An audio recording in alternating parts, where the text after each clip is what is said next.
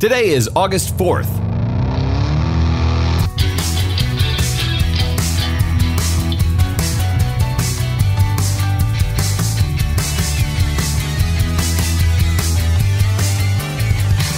It's the 216th day of the year, and this is the On This Day podcast.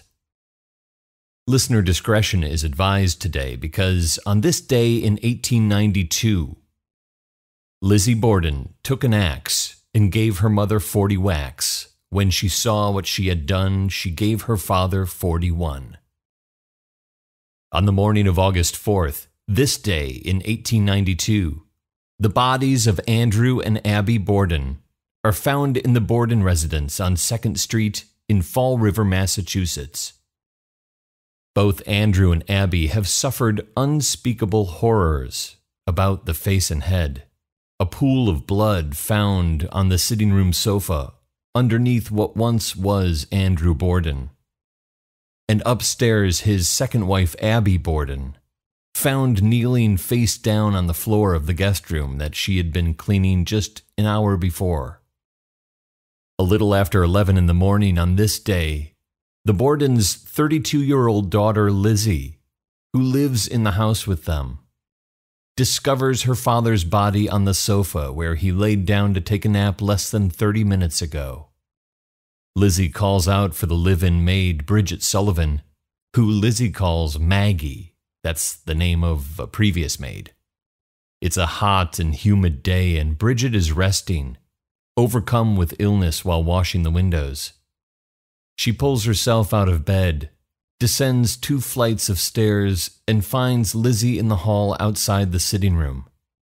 Lizzie tells her not to go in there, and instead sends Bridget out to fetch the doctor.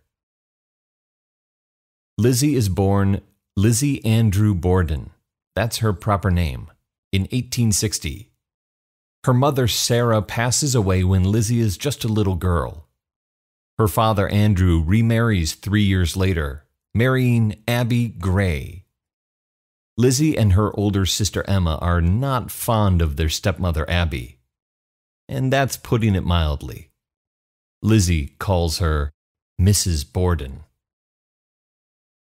And Lizzie is also not pleased with her father these days. The Borden family is quite comfortable. Andrew Borden is a wealthy man, but he was raised with modest means and as an adult lives a frugal lifestyle, which he imposes on Lizzie and the rest of the family, much to Lizzie's endless frustration. And Lizzie is also not pleased with her father because of the pigeons.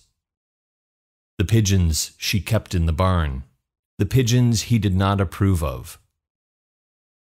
In the months leading up to this day, there is tension in the household over money and pieces of real estate. And the week prior, the Borden family takes ill with a mysterious sickness, possibly a very serious case of food poisoning, or possibly poisoning of a more nefarious kind. Andrew Borden is not well liked in Fall River, and Abby worries that someone may wish to do him harm. Indeed. The night before, Lizzie's uncle, John Morse, comes to visit. Morse is Lizzie's deceased mother's brother. He has some matters to discuss with Andrew. Morse spends the night in the second-floor guest room, and in the morning, on this day in 1892, Andrew and Morse have a talk. Then Morse leaves the house, and Andrew goes out for a walk. Abby goes upstairs to make the bed in the guest room.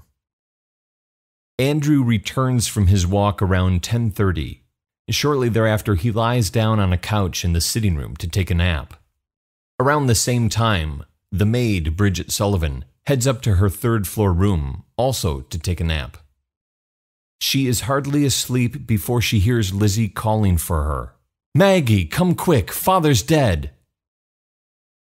During the police investigation and the ensuing trial, Lizzie Borden gives multiple versions of the events and contradicting accounts of her actions on this day. She says she was in the barn looking for materials to use to repair a door. She says she was in the barn eating pears for half an hour. She may have been in the barn, and if she was, She may have been lamenting the loss of her pigeons, the pigeons she so loved, the pigeons she had recently built a roost for, the pigeons her father, Andrew, felt attracted a bad element of neighborhood kids who broke into the barn to hunt them, the pigeons her father, Andrew, killed 3 months earlier, wringing their necks and twisting off their heads. A jury of 12 dour-looking men, all sporting monumental displays of facial hair that would put any hipster today to shame, decide the evidence against Lizzie is largely circumstantial. They acquit Lizzie Borden of murder.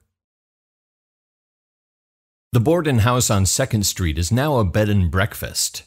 According to the proprietor, the room where Abby Borden is found dead in 1892, the guest room where John Morse stays the night before, that room is the most requested room by visiting guests. People are morbid. What the fascination is with Lizzie Borden, I don't know. It's curious. At the time, it's a sensational crime, trial of the century and all that. But as the years pass and the decades roll on by, perhaps it's the generally held belief that Lizzie did it, that she got away with murder. Maybe that's what fascinates people so much. 2 brutal murders. And maybe it's because it seems so out of character for a woman, especially a woman living in a solidly upper-middle-class family who seems so straight-laced, prim, and proper, to butcher her parents in cold blood. Or maybe it's just effective branding. She's got a great name, Lizzie Borden. It's a great name, a memorable name. I actually have a personal connection to the Lizzie Borden story. Lizzie Borden is the nickname the neighborhood kids gave my sister when we were little. They still call her that. Okay, so that's not a personal connection to the story, more of a tangential anecdote. But the point is this: it's a catchy name. And she's got a catchy jingle. That children's rhyme. Lizzie Borden took an axe, gave her mother 40 whacks. When she saw what she had done, gave her father 41. The truth is, her stepmother is struck 18 times, and her father 11 times. But that doesn't make for a very chantable rhyme. After her trial, Lizzie wants to keep a low profile.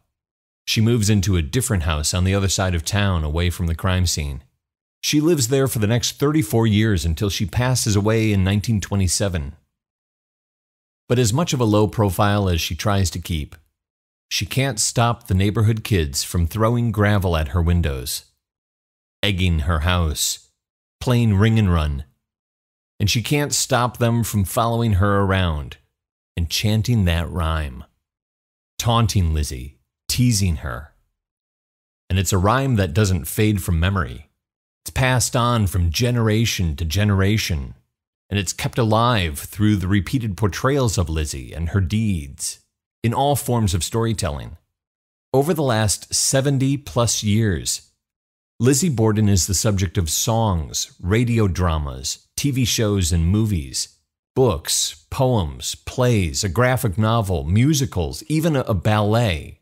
The story of Lizzie Borden is one of the most well-known stories in American folklore, and certainly one of the most enduring. The story of Lizzie Borden, and of her stepmother and father, Abby and Andrew Borden, who are found murdered by an unknown hand in the family home on 2nd Street in Fall River, Massachusetts, on this day in 1892. And how sad it would be for Lizzie if she actually didn't do it. There are 149 days left in the year,